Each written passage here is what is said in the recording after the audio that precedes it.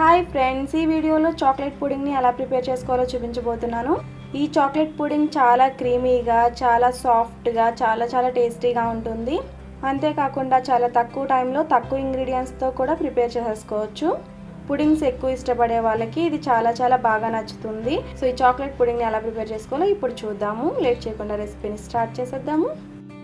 ఈ chocolate pudding కోసం first ఒక సాస్ ప్యాన్లో 1/2 కప్ కార్న్ ఫ్లోర్ వేసుకుని 3 కప్స్ వరకు పాలను వేసుకోవాలి. అంటే 750 ml వరకు కాచి చల్లార్చిన పాలను వేసుకోవాలి. నెక్స్ట్ 1/4 కప్ వరకు షుగర్ని వేసుకోవాలి. స్వీట్ నార్మల్గా తినే వాళ్ళకి షుగర్ సరిపోతుంది. కొంచెం మీరు స్వీట్ ఎక్కువ తినేవారైతే 1/3 కప్ వరకు మీరు షుగర్ని యాడ్ చేసుకోవచ్చు.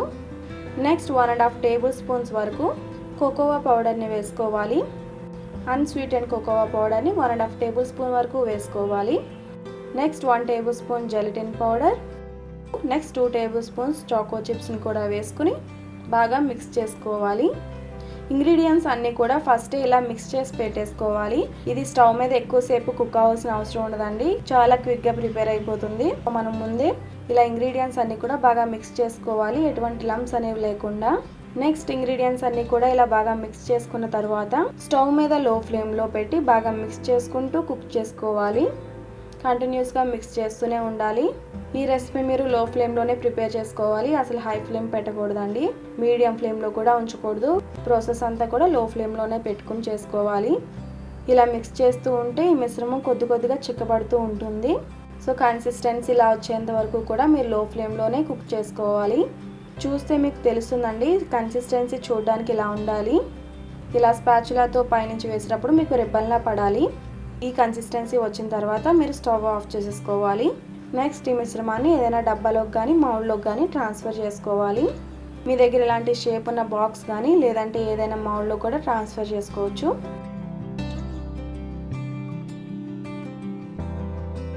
ఇలా మౌల్డ్లోకి వేసుకున్న తర్వాత పైన ఒకసారి స్పాచులాతో అడ్జస్ట్ చేసుకుని చల్లారేంత వరకు కూడా రూమ్ టెంపరేచర్లోనే ఉంచేసేయాలి.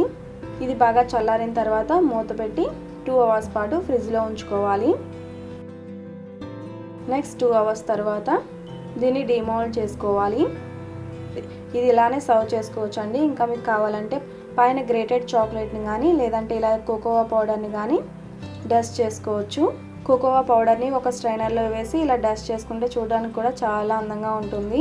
ఈ చాక్లెట్ పుడింగ్ చాలా టేస్టీగా, సాఫ్ట్గా, క్రీమీగా ఉంటుంది. సో ఈ రెసిపీని మీరు కూడా తప్పకుండా ట్రై చేసి మీ ఫీడ్బ్యాక్ని నాకు ఈ వీడియో కింద కామెంట్ సెక్షన్లో తెలియచేయండి. ఈ రెసిపీ మీకు నచ్చితే తప్పకుండా లైక్ చేయండి. ఈ రెసిపీ ఎవరికైనా హెల్ప్ అవుతుంది అనుకుంటే ఈ రెసిపీని మీ ఫ్రెండ్స్ అండ్ ఫ్యామిలీస్కి తప్పకుండా షేర్ చేయండి. మరిన్ని రెసిపీస్ కోసం నా ఛానల్ సబ్స్క్రైబ్ చేయండి. అలాగే తర్వాత వచ్చే బెల్ ఐకాన్ కూడా క్లిక్ చేయండి. Thanks for watching.